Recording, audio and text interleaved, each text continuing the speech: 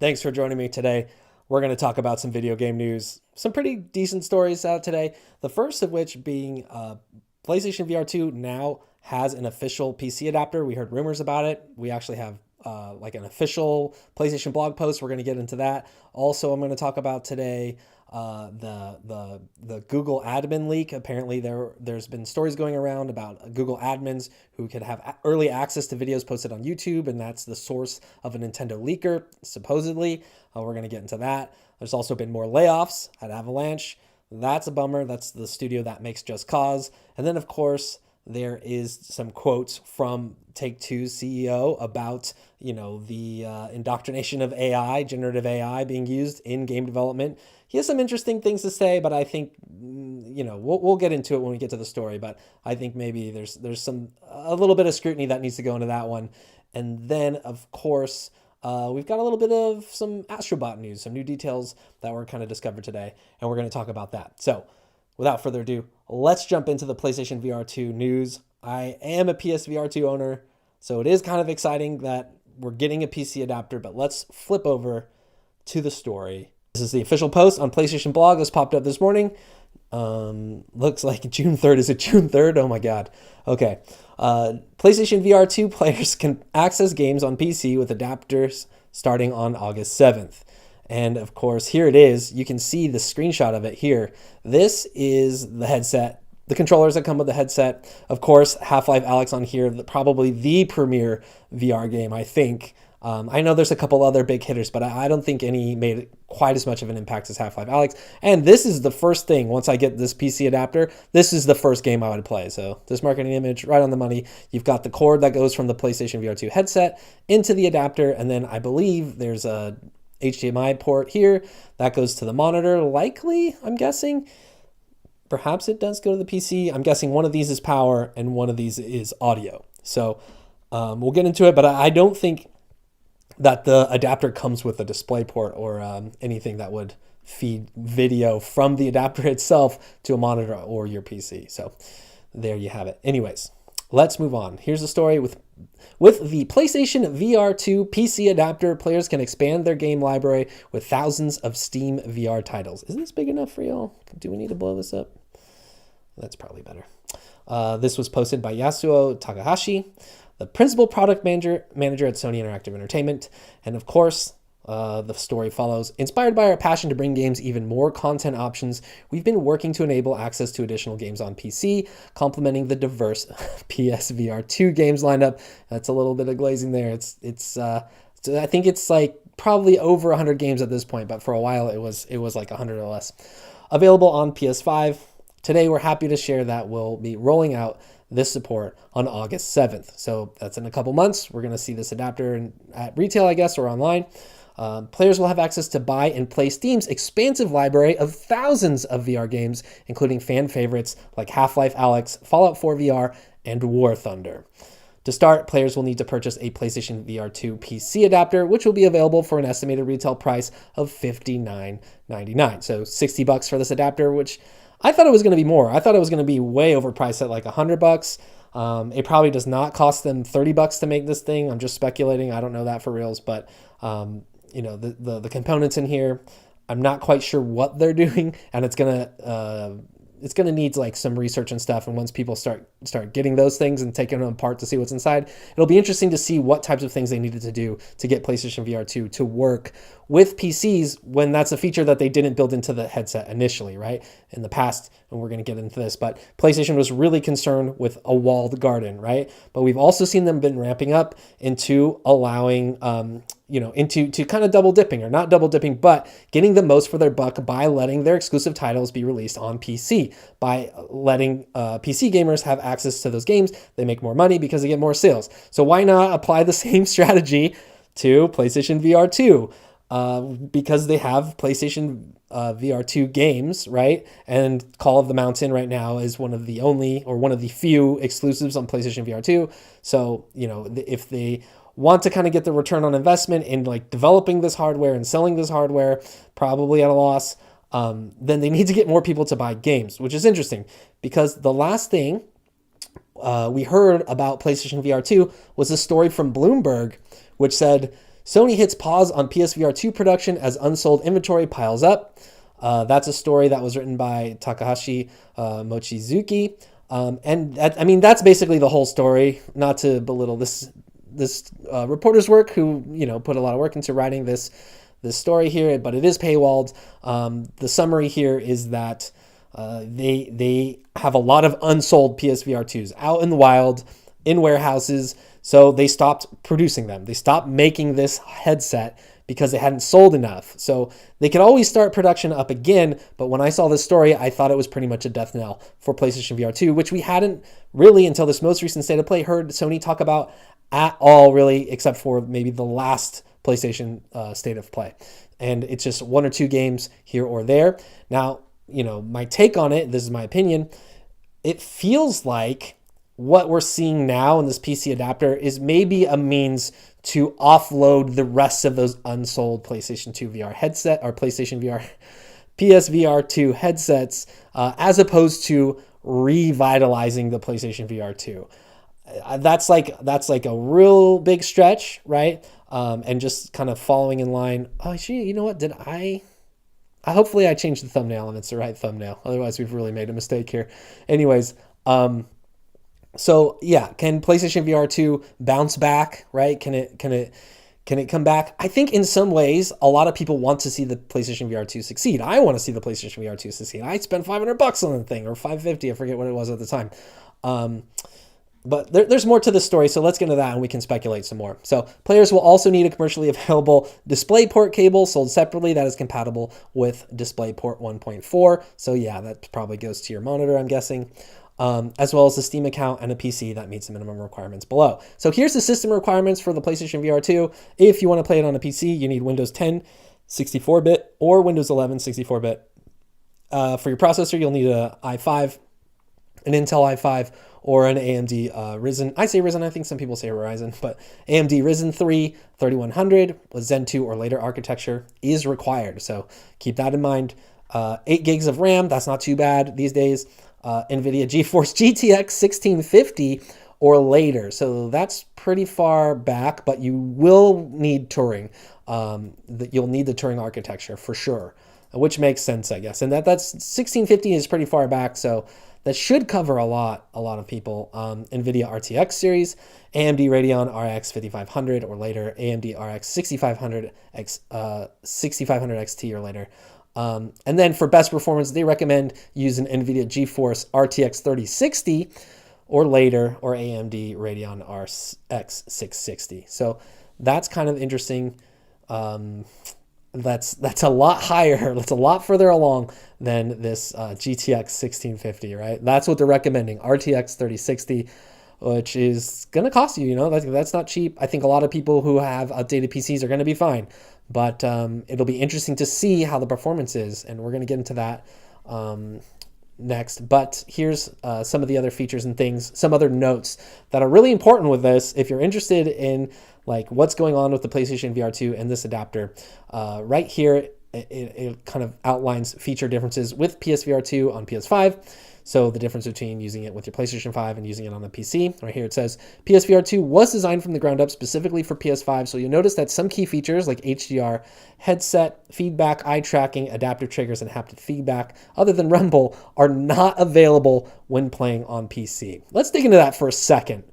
So like HDR, so you're not going to get those deeper levels of black, which is something that the PlayStation VR 2 is heralded for. Like, it's something that a lot of people who have MetaQuest 3 and PSVR 2 said, like, hey, I'm getting a lot richer blacks here, and I'm getting a nicer image. Other people with MetaQuest 3 said, like, the pancake lenses in MetaQuest 3 make it like give you a better resolution, and so on and so forth. So there is some back and forth there, but it's not going to have that on PC. Headset feedback, that's just the headset rumble feature, which is weird. It doesn't seem like you'd have to exclude that for PC. Maybe just not a lot of other headsets have that, but I'd be surprised if developers don't figure this out, right? Like, don't figure out how to make this work. Oh, what's up, Emilio? Yeah, we're talking about PSVR 2 today. I'm going to keep jamming. If you have questions, let me know. In any case, eye tracking, adaptive triggers. So adaptive triggers, that's not the entire rumble. It just means the pressure sensitive kind of triggers. And that is used in PlayStation VR2 exclusive games like Call of the Mountain, like the Horizon game, and haptic feedback other than rumble. So that it's saying it'll have rumble, but not like the very specific, like delicate rumble. It's basically going to be like an on and off switch from what I'm understanding. It's not going to have like I don't know. I can never really tell the difference between like controllers and rumbling. Like they don't all feel like the N64 Rumble Pack to me, but there's not too much nuance for me. I mean, I can tell when the rumble is like light or medium or strong or whatever, but yeah, so it's not going to have haptic feedback. Again, PlayStation still trying to play ball by saying like, hey, only on our console will you get the best experience with this thing, which, I mean, it's their prerogative. I guess it's their device, but I'm surprised they wouldn't just open all of these things up, because as a competing headset with other VR headsets, you would want to have extra features that give you the leg up. Just my thought. However, it says here, other high fidelity and sensory immersion features of the PlayStation VR2 are supported, including 4K visuals. That's 20 by 24 or 2000 by 2040 per eye, 110-degree field of view. That is pretty high for a headset at that price point. Finger touch detection, so you're still going to get your finger sensors and stuff. A see-through view, that's the kind of black and white camera that you get, the pass-through on PSVR2, as well as foveated rendering without eye tracking and 3D audio in supported games. So that's interesting. So the big thing with PSVR2 was the foveated rendering, and what that is it tracks your eyes, and wherever you're looking, it's going to focus on enhancing the game's performance in that direction, right? It's going to focus on rendering the things you're looking at in higher detail than the stuff outside in your periphery, right? And because it can track your eyes, it can do really interesting stuff with that. Now, I'm guessing that this foveated rendering is now based on your head movement. So wherever your head's pointing, that's where it's going to render the things in super good detail. It's an interesting feature. It's a really cool feature. Sometimes if you're paying attention, you kind of try to glance out of the side of your eye. You can see it working in real time.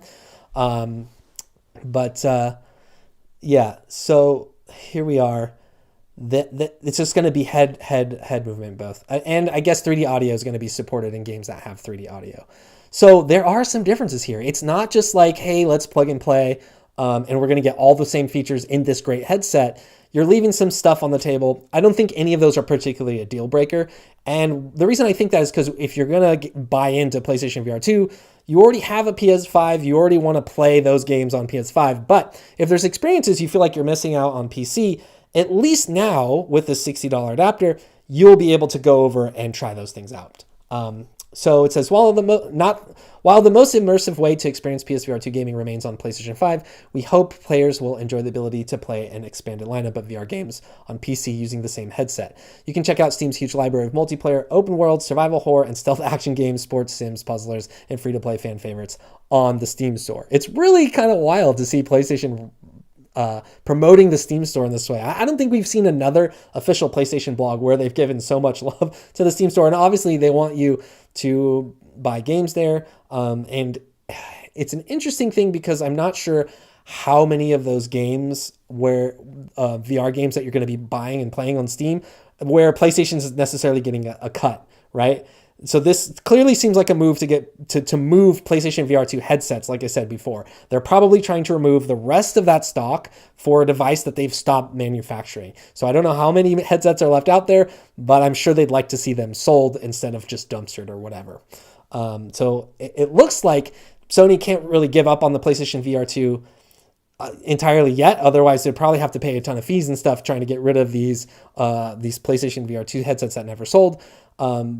And I don't necessarily think it's going to be a full-fledged comeback, but it does give hope because some of these things, these features that are missing here, like I feel like developers are going to be able to figure out a way around this stuff. There's going to be mods, there's going to be hacks. It's going to be really interesting to see what the PC VR community does with the PlayStation VR2 headset, which is a nice headset, nice kit, and we'll get into that in just a second.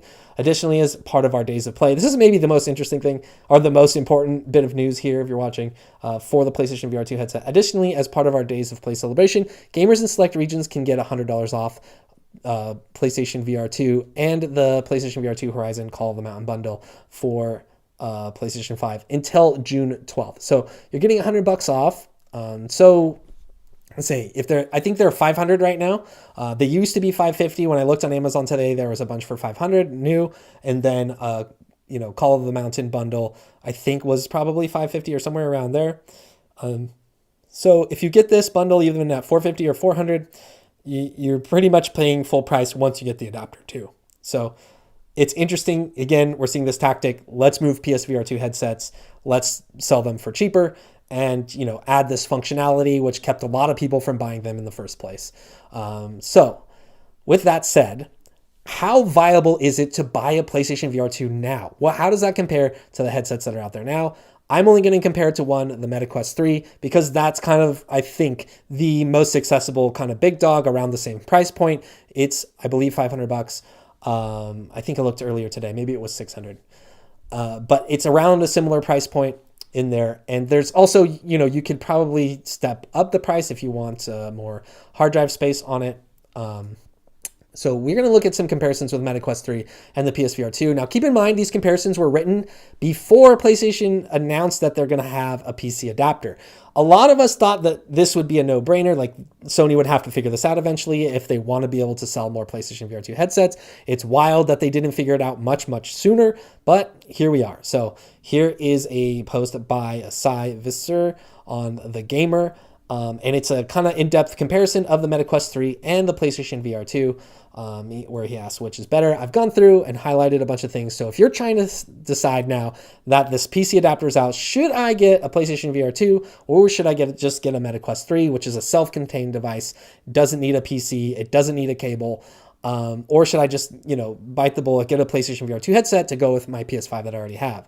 I'll save you some time. If you don't have a PlayStation 5, it's not worth getting a PlayStation 5 and then a PSVR 2 headset and this PC adapter and then games. That's just, the price comparison is just way out there. If you want to play VR games, pretty much everything except for Call of the Mountain is on MetaQuest 3.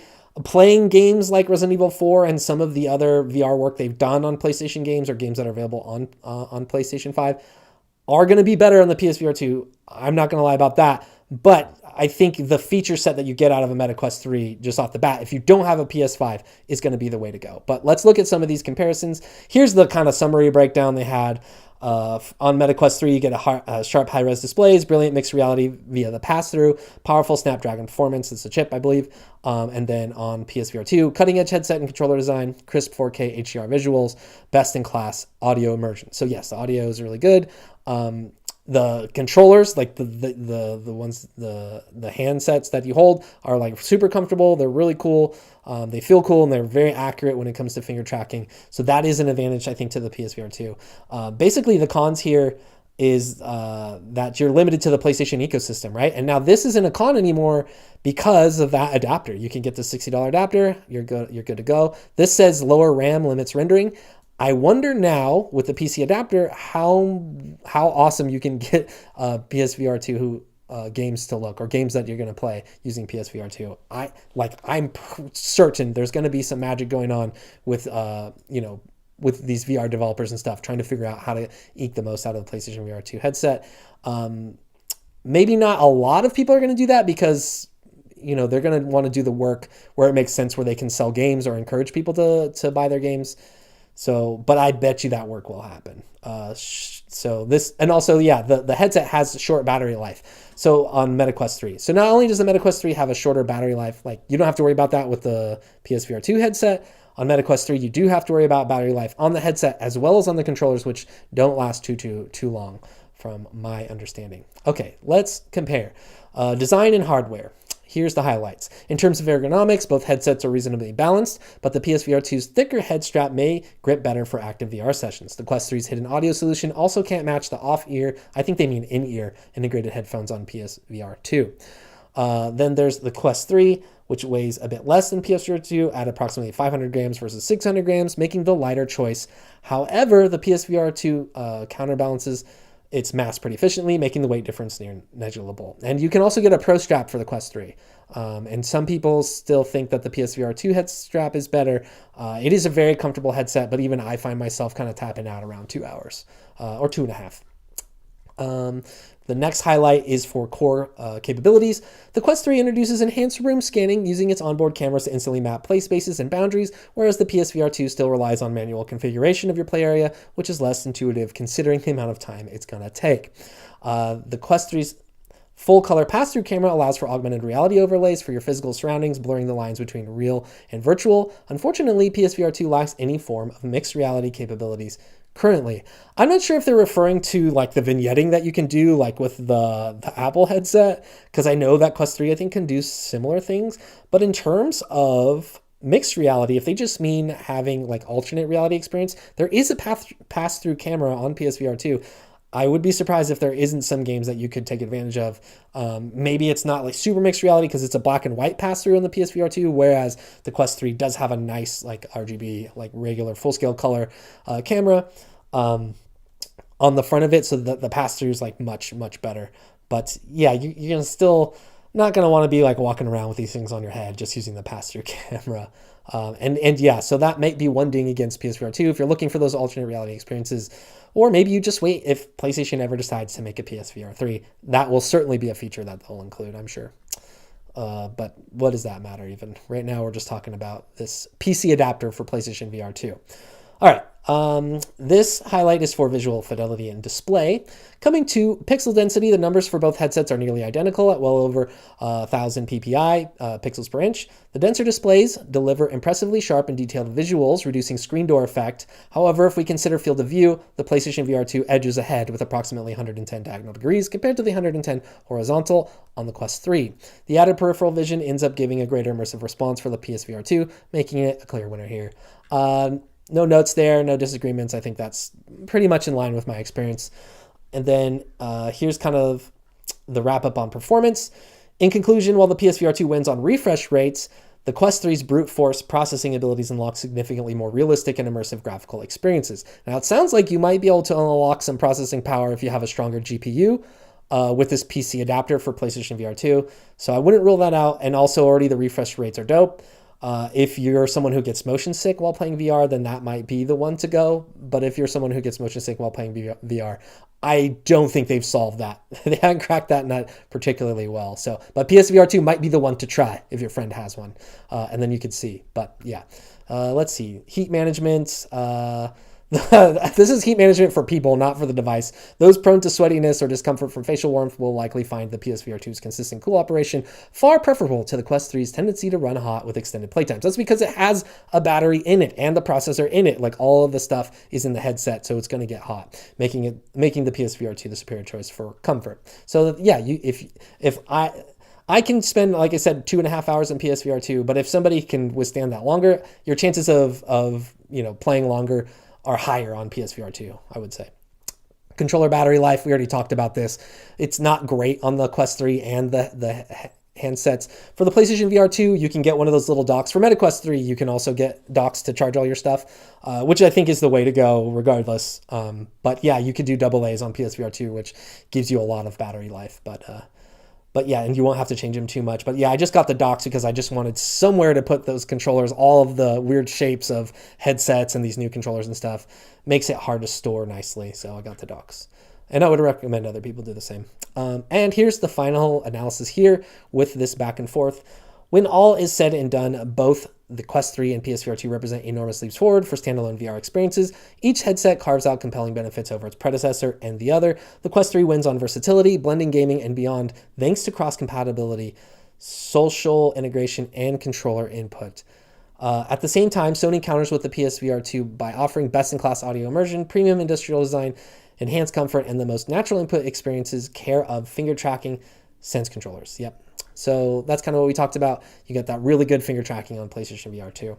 And the audio's super strong, spatial awareness. They've talked about, Sony's talked about their audio stuff, and you could pair it with the PlayStation headphones, I believe, comfortably. I haven't tried that, but it does come with its own in-ear headsets. So yeah, that's pretty much the breakdown on the back and forth. If you want to get real into it, there's a specs chart somewhere that I grabbed. Oh, here. There's a specs chart here. And you can kind of see where pound for pound where VR2 is going to beat out MetaQuest 3. And it's mostly in kind of the intricate closed system of the refresh rate and the processing that they lean on for PlayStation 5 and optimize for PlayStation 5 versus kind of what you're left with the processor inside the standalone headset on the Quest 3. So yeah, you've got the only grayscale pass through, and then you've got the full color pass through on the Meta Quest 3. But then what you get is the OLED lenses in the PSVR2. So those are really nice. They make it a really nice experience. It's like one of the first headsets where I didn't really see the screen door effect. I think sometimes you can sometimes still kind of notice it, I think, but for the most part, it's not like old VR where you go and you're just like, oh, I'm looking through a screen door. They are better. I think the visuals are better, in my opinion, on PSVR 2.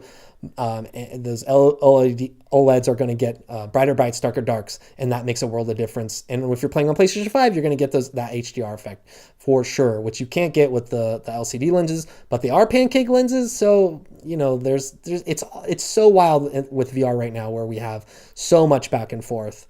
And then, yeah, this has the weight only at about like looks like 45 or so gram difference.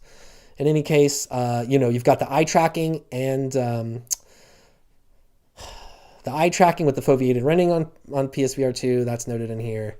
You've got, I guess, hand tracking and body tracking with the headset on.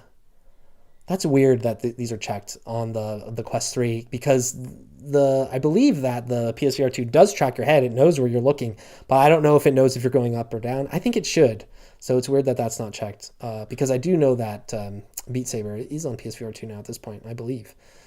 All right, that's pretty much it for the back and forth. I think we can probably move on. This is just more stuff written about. I was looking for a VR website.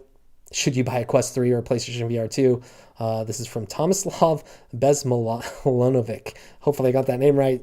Sorry, Tomislav, if I didn't. But yeah, this is just another comparison that was written before we got news of this adapter.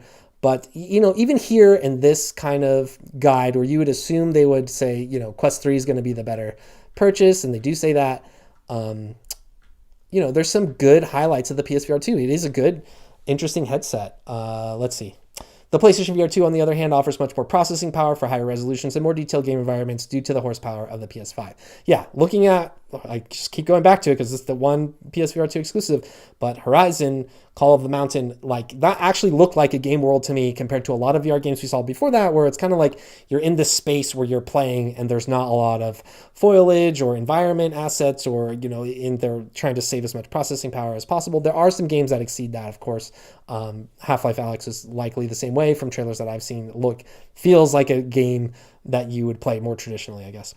But then they kind of knock it against, however, graphically demanding titles such as Gran Turismo 7, Resident Evil Village, No Man's Sky, and the PSVR 2 exclusive Horizon Call of the Mountain are only available and possible on PlayStation VR 2. They're saying because of the eye tracking and the kind of processing and graphical power provided by that closed system.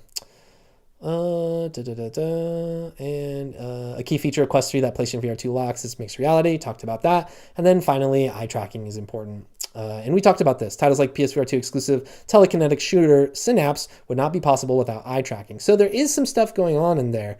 And it'll be interesting to see if VR developers are going to be able, if Sony's going to allow them to do the work to get the full featured foveated rendering and eye tracking working with PSVR 2, or if not. Maybe if it's a popular, by demand, that they might kind of bend the knee there, but who knows. All right, let's move on. So this next story is about Google admins looking at YouTube videos that are set to private, right, and seeing that information before it's been made available to the public, or before, in this case, Nintendo posted their trailers to the public, and there being leaks as a result. Now, I say leaks, plural, but I should say that actually what we're seeing in the reporting is that only one game was leaked, but I've seen a couple headlines that imply that multiple videos were seen and that there had been multiple leaks.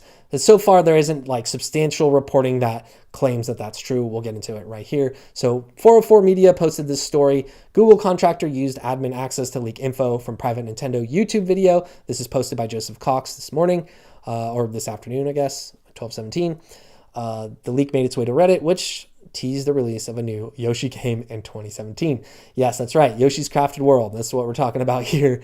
This major leak. In any case, leaks kind of suck, I guess, for the people that they affect, for the developers. I don't doubt that, but news is news, and we got to report it. So at least in this case, we're being able to look back and kind of see what happened with this leak in particular. The story reads, oh, this is way too small for you guys. Let me pop that up. A Google contractor used admin privileges to access private information from Nintendo's YouTube account about an upcoming Yoshi game in 2017, which later made its way to Reddit before Nintendo announced the game. And then it says, the news provides more clarity on how exactly a Redditor who teased news of the new Yoshi game, which was later released as Yoshi's Crafted World in 2019, originally obtained their information. A screenshot in the Reddit post shows a URL that starts with www.admin.youtube.com, which is a Google corporate login. So again, just to kind of reiterate what's happened here, 404 Media did a big report on an internal document that they got a hold of where Google documented every potential leak over the last 6 years, I believe, that they possibly had. And they kind of evaluate the status of the leak, what might have caused it, if it was intentional or unintentional, and then kind of the recourse that was there. So that's in another 404 Media story. And this is one of the breakout stories from that, where Yoshi's Crafted World got leaked because an admin shared a screenshot of a video they had access to in private, and then they gave it to a friend, and the friend posted it on Reddit. That game was Yoshi for Nintendo Switch, official game trailer, Nintendo E3 2017. That's what it was titled then. We now know it's Crafted World. In one comment, the Redditor posted, "My friend worked at Google, and he sent his photo to me. It's a video that's already in Nintendo channel and is going to be in public after the reveal."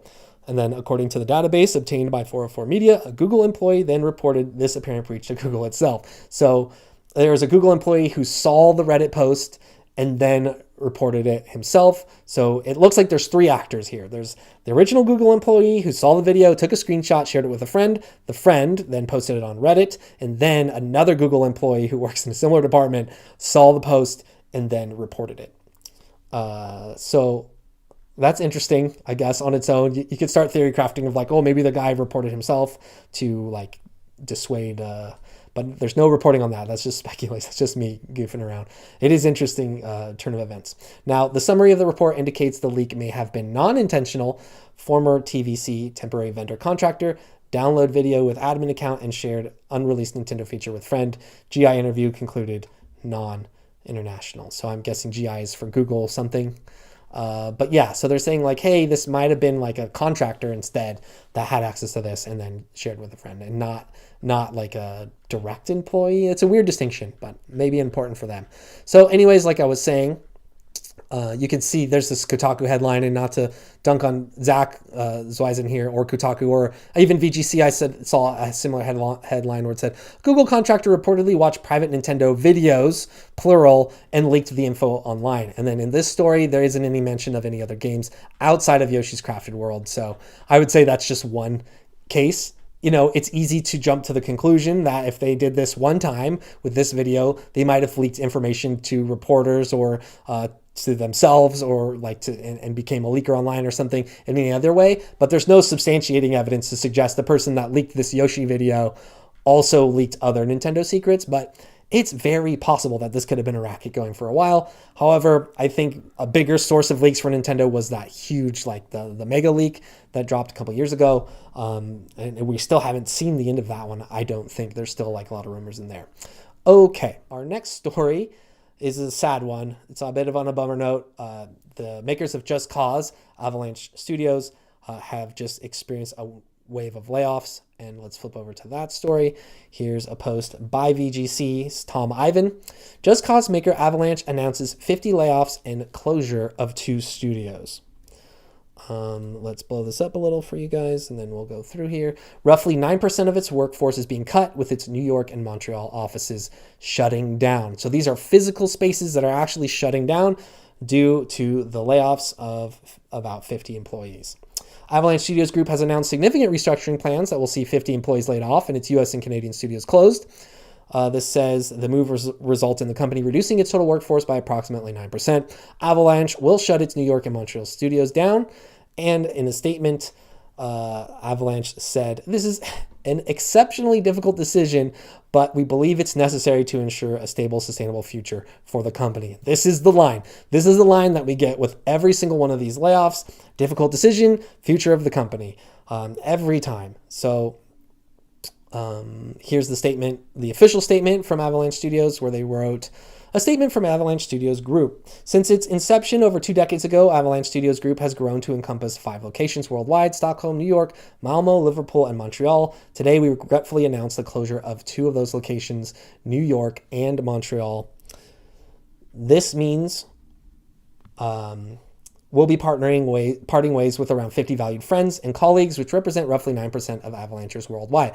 Now, this percentage, this number, is roughly aligned with a lot of the other layoffs we've seen from other game developers, where it's fallen between 6 and 8%, almost consistently, right? It's been between 6 and 8% of the workforce. I don't know if this is just the cutoff where, companies realize they need to lose this percentage to make their stock prices go up, essentially, right? Because when companies do this, investors like to see it because they know it's less overhead, less cost for the company, while they're still getting a return on their investment for games that are already out and games that are probably likely to come out in the future. So it's unfortunate, but that's kind of the way this works. The message continues, "This is an exceptionally difficult decision, but we believe it's necessary to ensure a stable and sustainable future for the company. Our focus is now on supporting all Avalanchers through this challenging time. We're grateful for the invaluable contributions for those leaving and remain committed to creating incredible game experiences for our players." Pretty much everything I've heard about Avalanche, I don't think I've heard too much nasty stories coming out of there. It seemed like a pretty decent place to work. You could check the archives, I could go back, I could be wrong. But they haven't been in the news lately for harassment or for crunch or anything like that. They just make good, fun games generally with the Just Cause series. Down here, I believe Tom did outline what they're working on. Let's see. It only announced plans to open its Canadian office last October. So this is just like last year they opened this new studio and things have gone in such a bad way that it's already time to shut it down. Following the acquisition of Monster Closet, a Montreal-based studio founded in 2021. And that was made up of people who had left Ubisoft in Montreal. There's a big Ubisoft studio there in Montreal. Avalanche is currently working on Contraband, not to be confused with the PlayStation game that we just saw at the State of Play. I forget what it's called, but I honestly had those two confused. Actually, I could pull up my notes. I could tell you exactly what it's called. That game is called...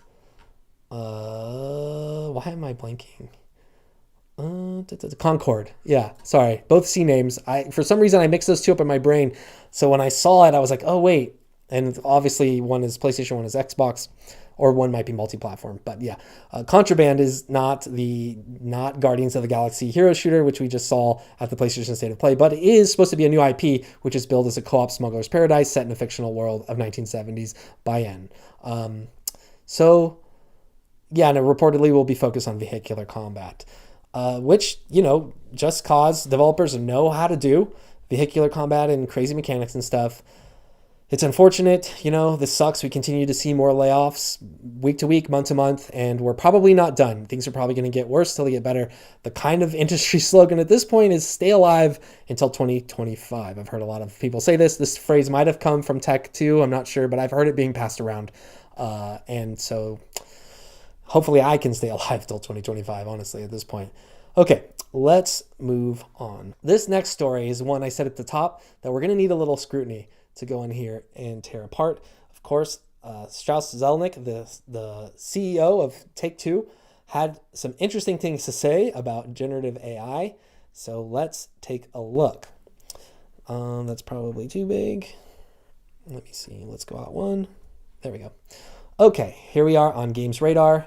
The article reads, Rockstar Games owner predicts AI, which has already impacted jobs, it won't steal any jobs. It's actually crazy. It's not going to make people irrelevant. And this was posted by Khan Saren. And it says, the Take-Two CEO think AI could make development more efficient. Thinks, I guess. Maybe a typo in there. Okay, so this story comes from an interview at TD Cowen's 52nd annual Technology, Media, and Telecom Conference earlier this week. Executives, man, Take-Two CEO Strauss Zelnick claimed that generative AI could allow the company's developers to do a bunch of stuff more efficiently. So we'll turn our attention to other things, and those other things will probably still be costly and time-consuming. I'm going to give you my take in a second. But first, let's finish the details here. Take-Two itself, now this is kind of in retrospect, put in here by the author. Take-Two itself announced nearly 600 layoffs after claiming it had no current plans to do so, before also shutting down the teams behind Ollie Holly World and Kerbal Space Program soon after. This is with the private division stuff. And even now, I think there's a story out there where Strauss Zelnick is saying they're not shuttering private division or any of the other like little subsidiaries, but he's saying it based on a technicality. So this article is already kind of just prefacing this, saying like, hey, probably, Strauss Zelnick is saying that the AI is not gonna affect layoffs, but he's also currently saying that like he didn't just shut down a studio, which they totally did. And there's also, I believe I saw reporting with internal emails confirming that he did, and them using that specific terminology that they're shuttering down those studios. Roll 7 specifically, I think, in private division. So despite those concerns, Zelnick continues to state that AI won't harm employment. He added, I also don't think for a minute that generative AI is going to reduce employment. That's crazy. It's actually crazy. It's not going to make people irrelevant. It's going to change the nature of certain forms of employment, and that's a good thing. That's according to Strauss Zelnick, and it says, regardless, numerous reports already detail the ways in which AI can and already has impacted jobs. There's the story over here that the author here, Khan at Games Radar, linked to, which says, AI to hit 40% of jobs and worsen inequality, IMF says. That's according to the BBC. That's Annabelle Liang, a business reporter, who wrote, artificial intelligence is set to affect nearly 40% of all jobs, according to a new analysis by the International Monetary Fund, IMF. It says, in most scenarios, AI will likely worsen overall inequality.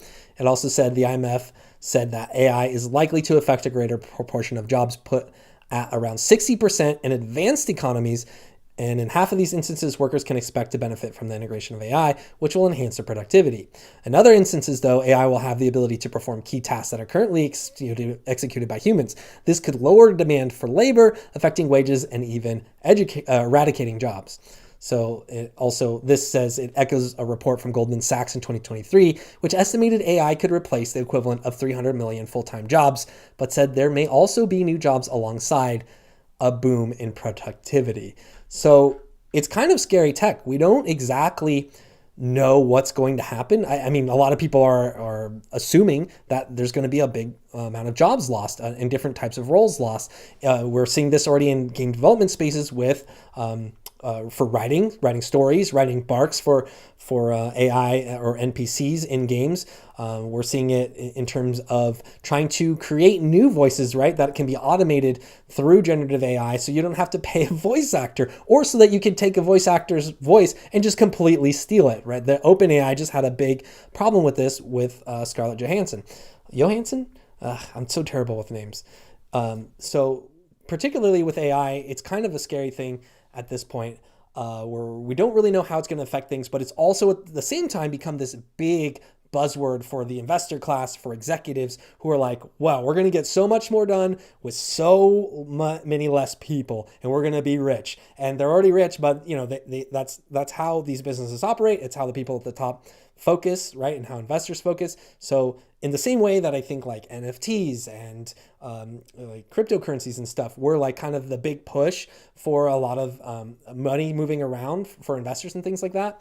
Maybe games as service is maybe another one of those kind of buzzy words or trends that people glom onto, where the way that works with these things is there's going to be a couple winners. There's going to be a couple things that get figured out, and the tech will advance things. This didn't happen with NFTs or cryptocurrency, but I think this is more likely to happen with generative AI, where some good stuff is going to come of it. mostly a lot of bad things, and mostly a lot of things that are going to crash and burn, where people decide that they don't need like AI generated news, for example, where things are just wrong, or like help or guides and things like that, where things are just wrong, which we're finding more recently with different things. And even with like art, the generative art stuff and generative video, that stuff is advancing really quickly, and the impact it's going to have without any kind of legal restrictions about copyright rules and stuff like that really makes it a ton of chaos, right? But at the same time, you can see, executives here like Strauss Zelnick kind of just rubbing their hands together, being like, man, we are going to make so much money if this comes to pass, and we can get replace a bunch of jobs with AI or hire less people because of AI. We're going to turn a profit on these big games that we're making even more. So it is kind of a shame to see this.